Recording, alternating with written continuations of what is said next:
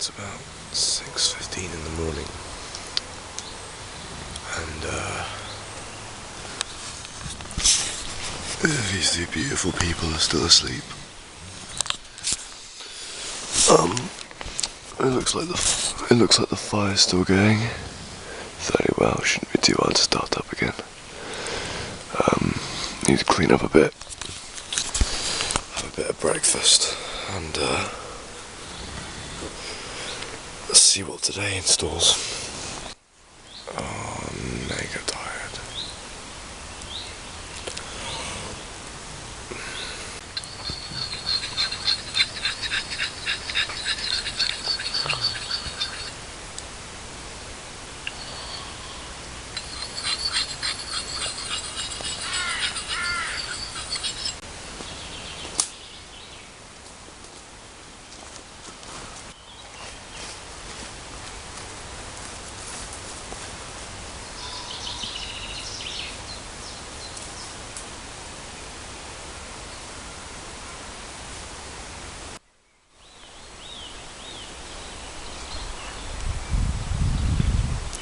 It's one of my favourite things, waking up in the morning and just feeling like you're part of the woodland. It's absolutely beautiful. I'm standing actually on the site of an old Iron Age fort. This whole field that you can see around me used to be a settlement, you know, hundreds of years ago. If you think back then, all of this area was covered in forests, a lot like the forest that we spent last night in. And you know, just think, they probably had some hunters in the very spot that we camped out in, probably camping out sometime hunting wild boar or deer or God knows what. Yeah, it's just a really incredible fort. Anyway, I've just come here to have a bit of a look around. Might see if I can get a bit of sorrel or bit of vetch for a bit of breakfast.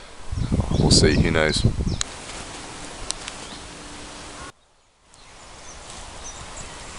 Here we go. I found a bit of sorrel. This is sheep sorrel, and it's absolutely covered in dew, so you know, really nice, refreshing morning snack. There are quite a few of these plants about, and the way that you can tell it's sorrel is because the leaves are shaped somewhat like arrowheads, and they have quite a reddish, flowery bud at the top of them. Anyway, it's got to be one of my favourite wild foods. It tastes a very big deal. Tastes a very great deal like lemon. It's quite nice, really nice. The only thing I prefer over sheep sorrel is wood sorrel, which is absolutely beautiful.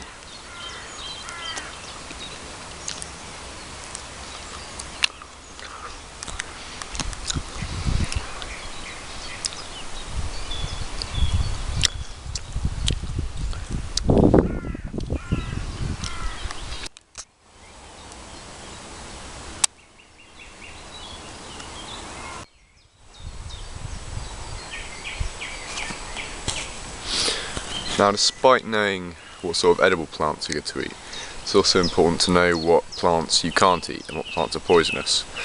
Here's one for example. This is dog's mercury. It's really toxic. In fact, it's so toxic that poachers used to use this plant to poison fish by releasing large amounts of this crushed up into slow flowing waters. And you really would not want to eat this stuff. It would really mess you up.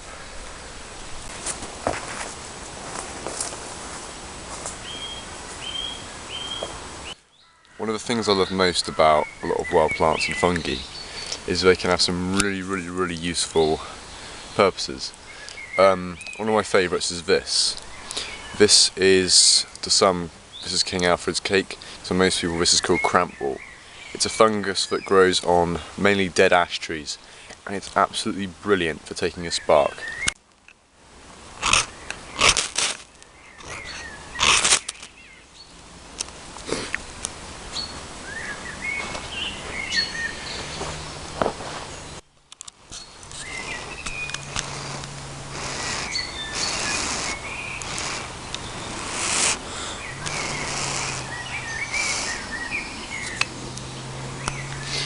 This essentially enables me to carry the fire with me. I can use this to light a tinder bundle, or I can simply even use it to cook food as if this were charcoal. It actually burns pretty hot, and it burns for a very, very long time, or should I say smoulders. It's an excellent little fungus to use for fire lighting. You can't eat it, it is toxic, but for fire lighting it's absolutely brilliant.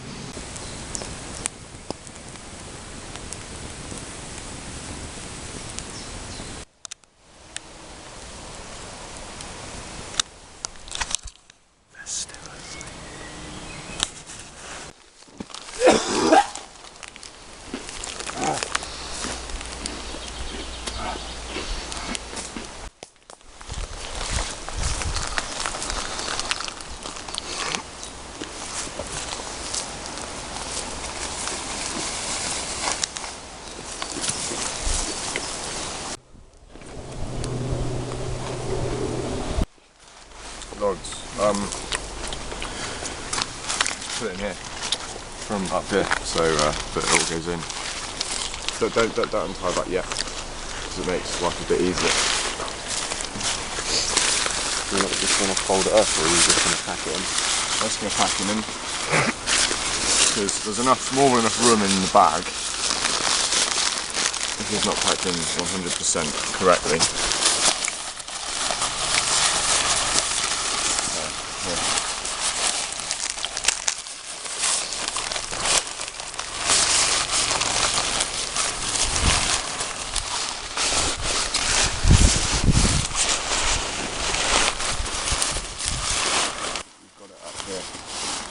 This bit.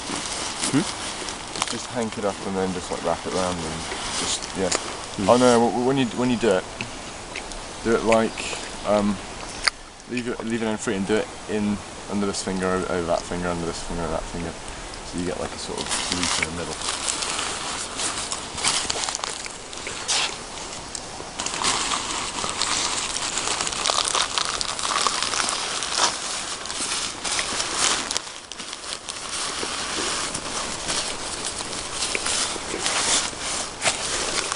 Morning, we're just packing away all the kit. We've put an effort in to make sure that the fire is completely out, and we've scattered the ashes, or the wet ashes, throughout the forest to make sure it doesn't start any more fires. Just got a few things to tie up now and we should be off soon. Got to take these nice big yew staves with us for a bit of a bow making project at home, which hopefully should go okay.